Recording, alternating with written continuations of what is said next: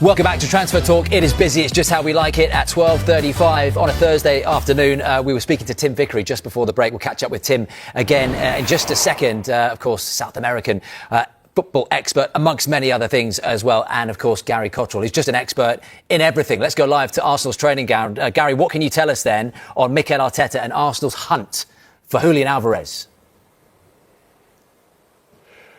Well, it's still the feeling down here that although you never say never in football, and wow, we've seen that so often, haven't we, particularly in the transfer window, particularly in the dying embers of the transfer window, still they're not that hopeful of landing this transfer, Julian Álvarez. Of course, he's made it clear for so long now that he wants to go to Barcelona, but that seems more and more unlikely, doesn't it, with a doubling down today by the club, by Atleti, again making it clear that they don't respect or like or understand or appreciate the way that Barcelona conducted themselves in this negotiation, that they will not engage with Barcelona in terms of the sale of Álvarez, and they hope that the player will continue to concentrate on doing his best for the club going forward, as he has done in the past.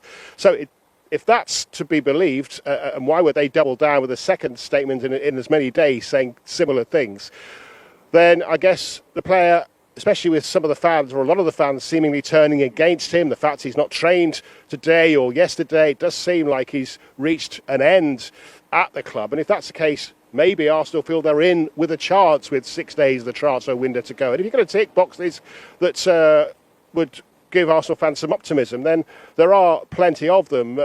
And I think a subtle thing is being said here. There is a nuance in him wanting to go to Barcelona, I think Arsenal believe, and him saying he doesn't want to go to Arsenal. There's that subtle difference. So there wouldn't be a question in Mikel Arteta's mind if, in the end, the player said, OK, Mikel, I've decided I want to come to Arsenal.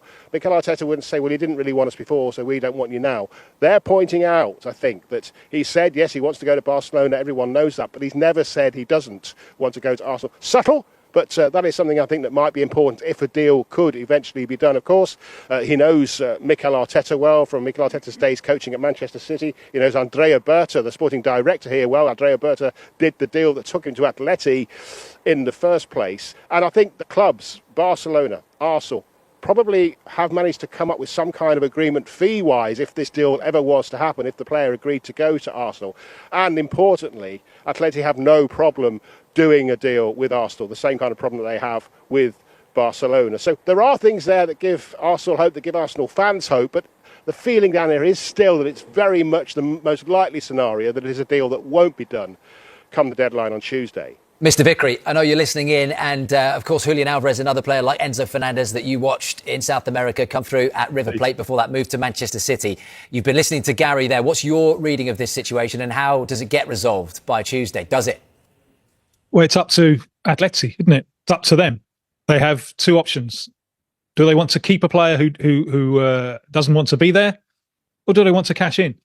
Now, clearly, they wouldn't sell to Barcelona. They wouldn't sell to Real Madrid if Real Madrid were interested. And that doesn't leave Álvarez with many options, does it? And who else could afford him? If Paris Saint-Germain were interested, that would be an option. The other options are in the Premier League. Now, I'm not sure that he was wildly happy in his time with England. But he, as I say, he's got himself in a place where there aren't many options. And Arsenal, it would give him a fantastic narrative. Why not try to be part of the quest to bring Arsenal their first Champions League title? You know, Arsenal are probably the biggest club in Europe not to have won the Champions League. Why not be a part of that? And depending on the terms of the contract, it could even be the case that Arsenal might be a stepping stone on the way to Barcelona, because he's not going to get there from Atleti. So it's up to Atleti now. I'm told, I was speaking to a Spanish football expert yesterday, that the fans would probably take him back. If he has to, tail between his legs, go back to Atleti, the fans would take him back. And he's a wonderful, wonderful player. He's I always, I did saw plenty of him on the way up, and he's a striker with the soul of a midfielder. Hence the fact that he and Messi worked so well together for the Argentina national team. He looks very much, doesn't he, like a kind of baby-faced assassin. I know he's been growing a moustache recently to take on a more mature air about him. But there's obviously a really, really ambitious player there. And he wanted out of City because he couldn't be top dog. He can be top dog at Atleti, but they're not in contention for the big things. Now, where can he go where he can be both top dog and in contention for serious silverware?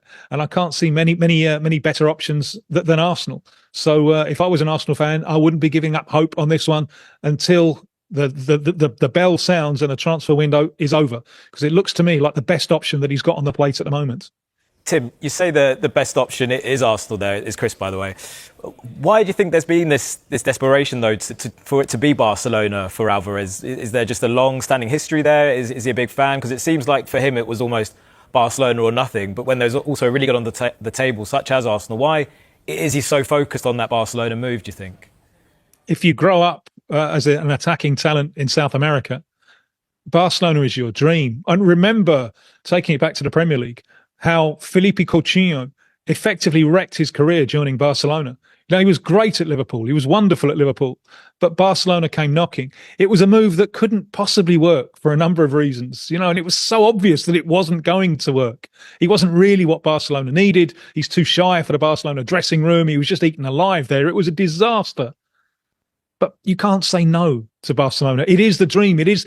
There's nowhere higher to go. So sometimes I think the British underestimate the lure and the glamour that Barcelona and Real Madrid have on the young South Americans. But if you've grown up there, that's what you've grown up watching, and that's what you're seeing as the absolute summit of what you can achieve in club football.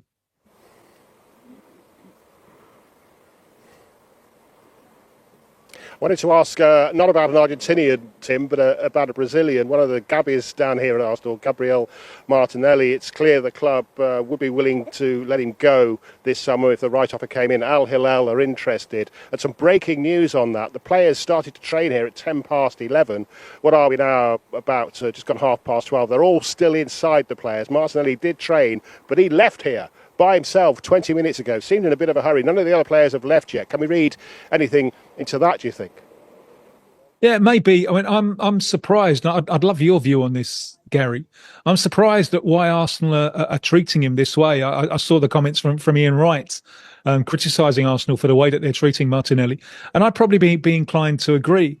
I think maybe there are things in Martinelli that Arsenal haven't got out as much as they could have done. Do you remember the game in the World Cup where Brazil beat Japan and Martinelli was operating inside? You know, they kept Vinny Jr. wide and they had Martinelli operating inside, and he scored the dramatic winning goal for them.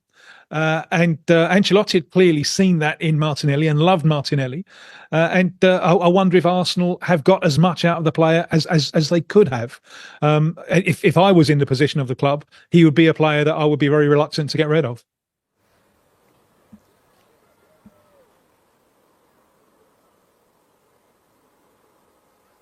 Gary, I thought you were going to pick up there, but we'll say thank you. We've got plenty to get through in the next 15 minutes. We've got Gary Cottrell at Arsenal's training ground and Tim Vickery as well. Thanks to you two gentlemen. Rob Earnshaw, firstly, on Martinelli, is that a good move to let him go? That, you know, someone that's come through the ranks at Arsenal, but obviously Mikel Arteta seems to have decided that he's going to go in a different direction. Could that come back to haunt them? I don't think so. I think when you kind of look at Arsenal over the last 3 years, I think Martinelli last season, I thought he was really outstanding in terms of delivering in big games. You know, the Man City, clear example, the finish last year when they were pretty much going to lose the game. And when you kind of look at Martinelli, he delivered a lot of big goals last year. But in terms of where he's at as a player, does he automatically start right now in the champions of the Premier League Arsenal? No.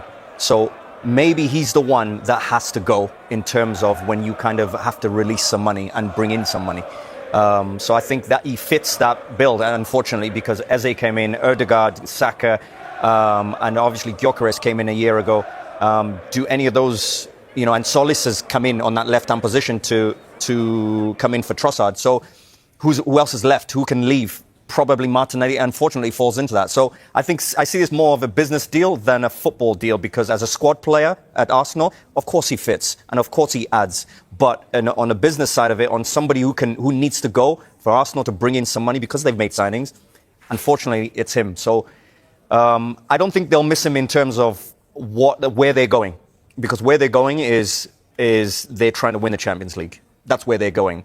Now, Martinelli doesn't automatically fit into that. So it's unfortunate because, yes, he's done good, but unfortunately, he has to go. Yeah, and of course, Julian Álvarez could be a piece in that puzzle for Arsenal winning the Champions League in the future. And a reminder of Atletico Madrid's statement this afternoon on the Argentina international.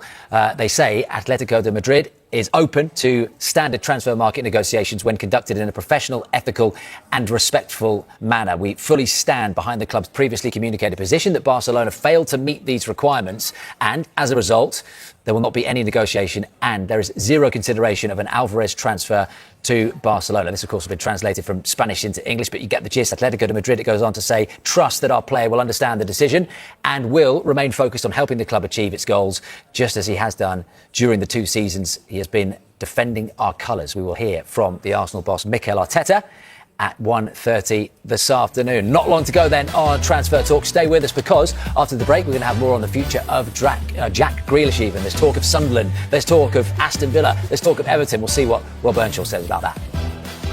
I will be even more convinced the team has had a great performance against Villa and win the game, and we are in the best possible scenario. It's a question you've probably been asked in previous seasons, but when you do look around the squad in the dressing room, do you think it's the best squad that you've had since you've been at Arsenal?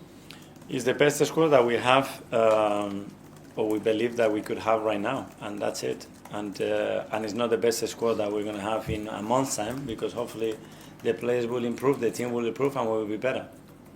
Okay, we did the last two in the AS Live. Firstly, Becky Hughes. Hi, Mikel. Hi.